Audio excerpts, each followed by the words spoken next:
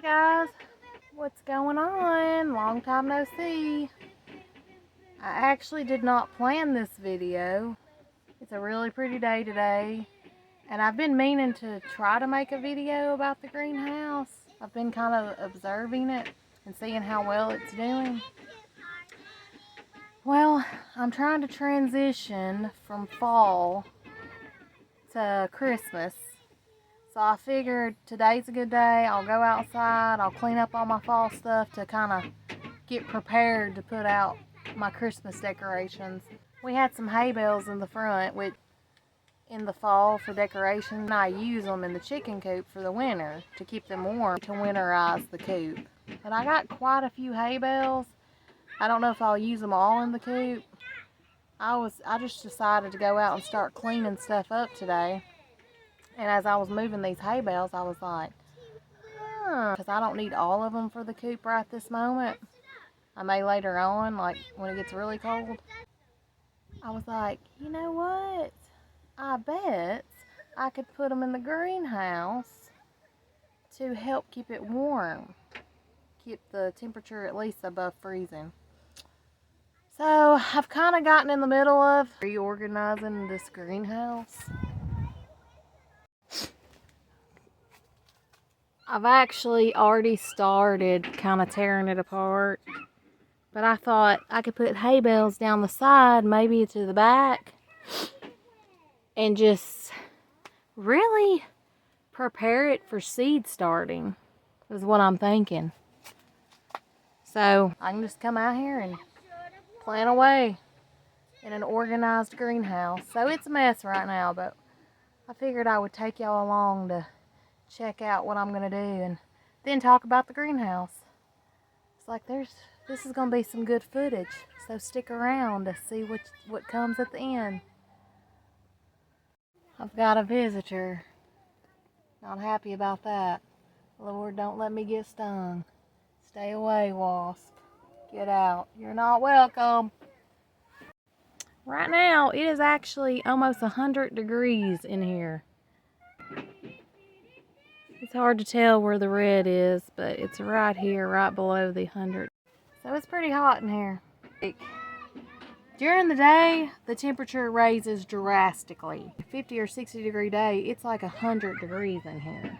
We had a cold spell right after we put this up, so I really got to check it out and see how it done at night. From what I gathered, it stayed like 6 degrees above the cold out at night. So it keeps heat well during the day, like almost too well.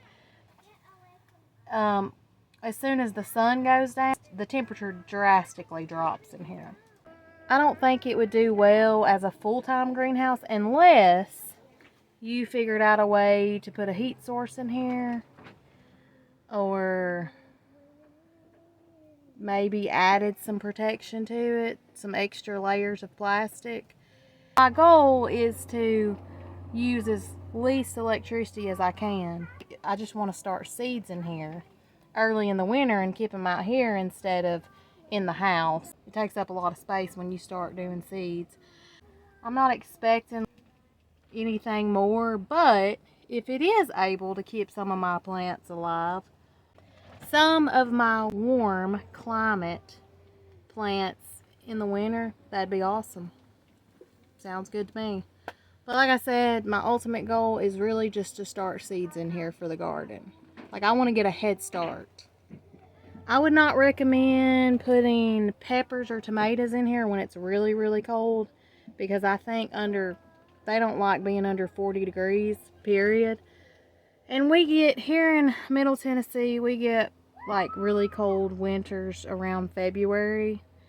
And sometimes it's in the teens, and it only lasts for maybe a month or two. Like, I feel like usually it's around January and February when we start getting a really cold winter. So that will be the big test of time. Because if this is only staying warm like 6 degrees at night, well, obviously it's not gonna stay above freezing if you're in the teens. I will say another thing I did try though. They say I've been researching on how to keep it warm naturally. And from what I've researched, you can get big black jugs of water. You can put it in here. You can do hay. You can do bubble wrap. You might be able to get away with an extra layer of plastic or fabric or something like over your plants while they're in here to keep the frost off of them anyway. There was one night that it got down in the low 20s, I believe. So that night, obviously 6 degrees warmer did not keep the frost from getting my plants. But the only damage I had was actually just my geraniums. Like, I think the frost got them a little bit, but I don't think it killed them. I think it just killed the top. But look, my mums are reblooming again. They're doing fantastic. And then this one's still alive. It got the top of it, but it didn't get all of it.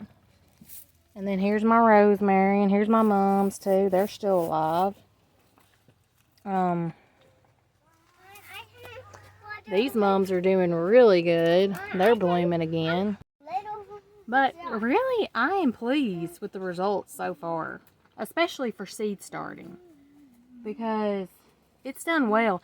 I actually started some chamomile and some calendula because I've got this book. It's a garden journal that I ordered off of Amazon. I'll try to show you what it is, or maybe I'll try to link it in the bottom or in the description box. But it gives you things to do during, like, it has every zone in it.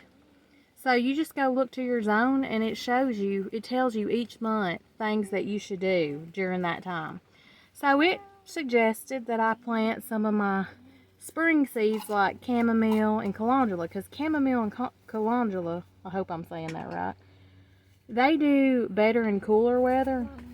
They don't do really well in the heat. And I didn't have a whole lot of success with either one when I planted them in the spring. I mean, they came up. My calendula bloomed a little bit, but it shortly after, it didn't take off because it was just so hot. Now my chamomile, it came up in my green stalk, but it never really bloomed or anything. So I really think it just took it forever to come up. So I feel like this might be good to go ahead and start it now, and maybe by spring we'll have some blooms or something. We like tea around here, so that's kind of one of the main reasons we want chamomile, to make some tea. So yeah, I'm feeling good about it. I really am. I'm excited. This will probably keep me occupied for during the winter, at least. I can come in here and look at my flowers that are still blooming and my seeds that are coming up while it's still cold outside. And it gets hot in here during the day, so it will probably be pretty nice and toasty in here, no matter what. But yeah, I mean, I'm so far so good. I mean, for what I want it for anyway. And it was pretty simple. Like, all we did, we made a trellis in our garden with 2 cattle panels. Oh, how much are they? 8 by 4 feet maybe? I can't remember. Oh, or 6 feet. I'm not sure. Anyway, we made a trellis in the garden for the pumpkin and the watermelon. We just used cow panel and some T-post. And pumpkin's done really well. This is the first time I even had any success with pumpkins. Because as soon as my pumpkins come up, start ripening or start coming up, something eats them every time. It never fails. I had productive pumpkins this year. And I actually just canned some pumpkin just a few days ago. So that's pretty exciting. So I'll probably do that again. When we cleaned up the garden, my husband just moved this over here closer to the house and sat it up, and we just bought some 6mm plastic and wrapped it in 6mm plastic, and we have a little opening. And there's you a DIY frugal greenhouse. I mean, it's not too expensive. And you're also recycling, like you're reusing these cow panels for more than one purpose. So yeah, I'm all about recycling. I don't like to waste money. That's my least favorite thing, is to waste money. I'm very frugal. So I'm gonna get to it and maybe I'll let you see what I'm doing in here.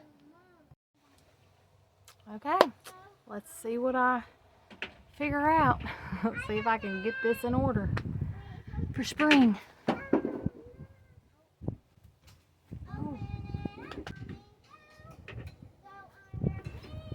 Every time I bang my head on this, or a hanging something, every stinking time. Another thing you can use for a greenhouse is glass windows. These are some that actually came from my old greenhouse my husband built a few years ago.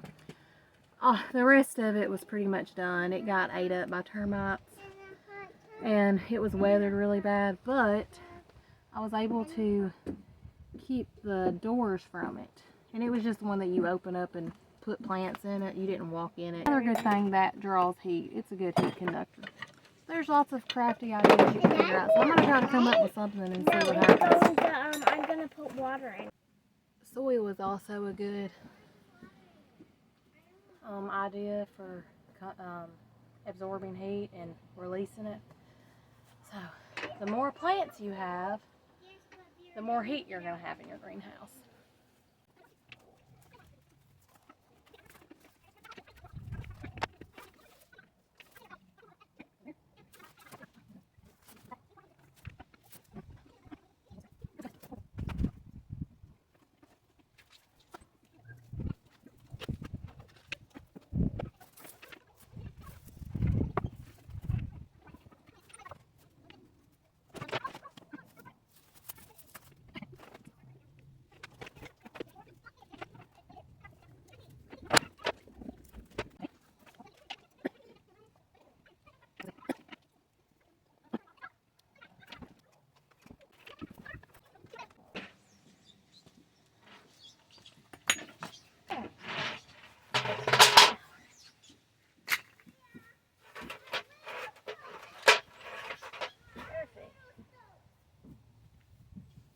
Perfect. Yay.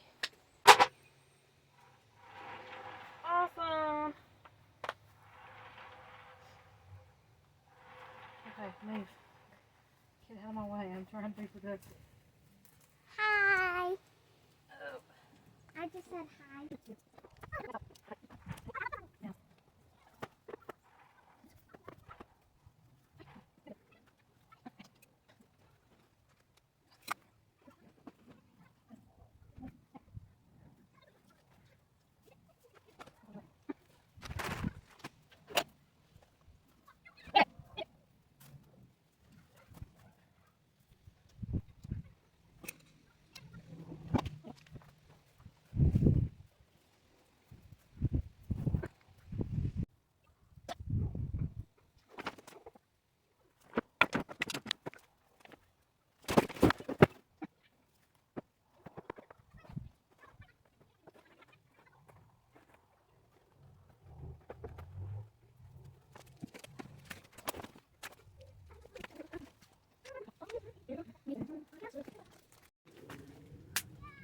Well, that was fun, and I'm sweating now. So let's check out the reveal.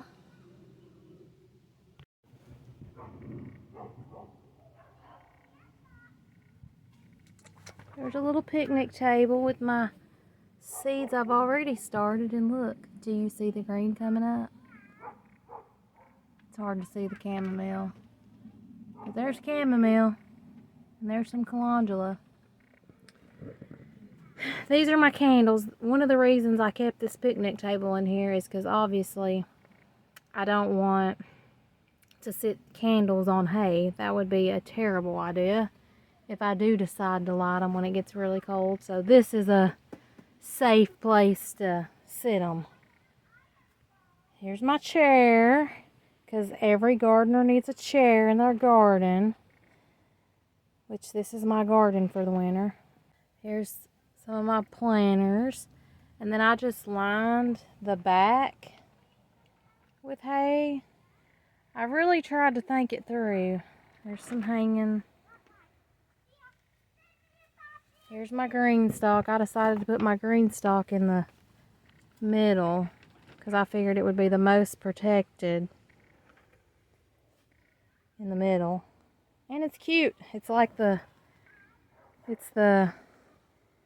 what makes the greenhouse pretty, in my opinion. And then here's the back. See, I just kind of lined the hay bales in the back with some potted plants, and I'm going to see how they do in the winter. This is actually an experiment. My daughter wanted to see if she could grow a pineapple. So we'll see how that goes.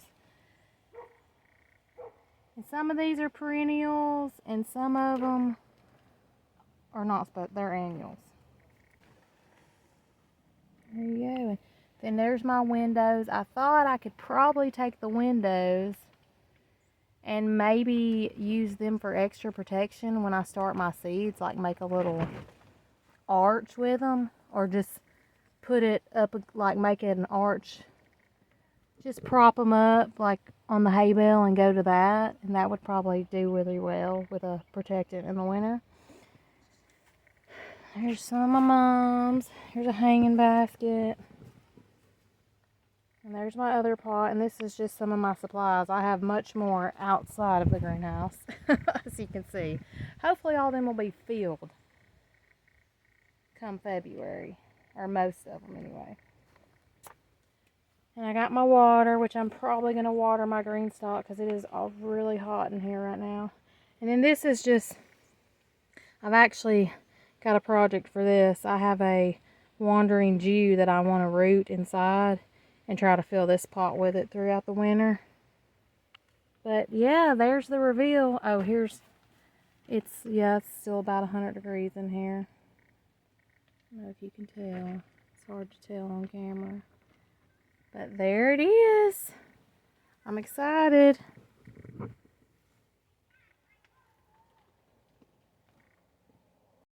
Right now I've got the door propped open, but all I'm using to close it and open it is just some clips, some office clips. That's all I've been using really. And that's when I've got more of them that I'm just closing up when it's really cold out. It's pretty simple. I mean, for a place to just start seeds, this is well worth it. So there it is. There's the reveal of my revamped DIY greenhouse. I think it turned out well. I'm excited. I really tried to plan this out. I was really trying to think the best way to be efficient. I'll think of a better word. I tried to think this through really well to use my heat sources to the best of its ability, or to the best of my ability. I'm terrible at English if you can't tell. Efficient. I think it's efficient. So I tried my best to be as efficient as possible to make it where this greenhouse holds as much heat as possible. So one thing I done, for instance, this is the north side of my greenhouse, which I do. So I figured out here in the back, I figured to make sure to put hay bales towards the back of the greenhouse, because I did notice the pots towards the back of the greenhouse were the ones that were more damaged when we had that cold spell. So I thought hay may help keep it warm, and if I have to, I can put the pots like beside the hay bales in the middle, and that'll be like another barrier to keep them from getting frostbit. And then I tried to put my green stalk in the middle, because in the middle, obviously, it's surrounded by all the heat. And it's also really pretty in the middle. It just kind of, I don't know, I like it where you can just walk in and see it. And then I put these pots up front because I also have, on this side, I have a metal, it's where I planted my garlic, if y'all have seen on my page. I have a metal bed right here, so I figured that will help with heat. It'll be an excellent heat source, and it's full of soil. And I put my chair right here, and then over here I put, I just put my supplies. But like, I don't know, I've really just tried to think of the best way to keep the heat in here. I feel like I've done an alright job. Like, the stuff that I was more concerned about dying in here, I tried to move it towards the south side. And the stuff that really was like hardy or perennial, I moved it towards the north side. And then of course the back is the east, so the sun comes up from the east, so when the sun comes up, those plants in the back are going to get sun first. And then it's going to be shaded up front. So, I mean, I'm still learning. I think it'll be alright. Worst case scenario, I might lose some of my annuals, like my geraniums or my mums, but I've got mums planted in the yard, and maybe I can try to root some. I don't know if y'all knew that, but you can root mums, so maybe I'll do that too. From what I understand, you can winterize mums. You just cut them down and you can put them up against the house and they'll do fine. Or one year I think I done mine on the front porch where it's covered up against the house, and I actually had some come back that year. So there's lots of different ways. Oh, I forgot, I put a bucket of water in here. It's not a black bucket, it's just a white bucket. I forgot to put that back in here, but I figured that would help with retaining heat, and also it would remind me that I need to water my flowers in here. I would definitely recommend, if you have plants in this type of greenhouse, well, really any greenhouse, when it's like 100 degrees in here, I would definitely vent the greenhouse or even move out your plants, because, I mean, the heat can be pretty bad. Now, if you keep them watered, I would say one way to combat that is to try to keep them watered when it got hot on those days, just like you would do in the summer. Or you could just bring them out and let them air out and then bring them back in at night when it's cold. Because it gets really hot in here. I mean, it gets really hot on sunny days. Like I said, it's like 100 degrees out here right now. There was one day, I think it got up to like 70, and it was like 120 degrees out here, and it was open.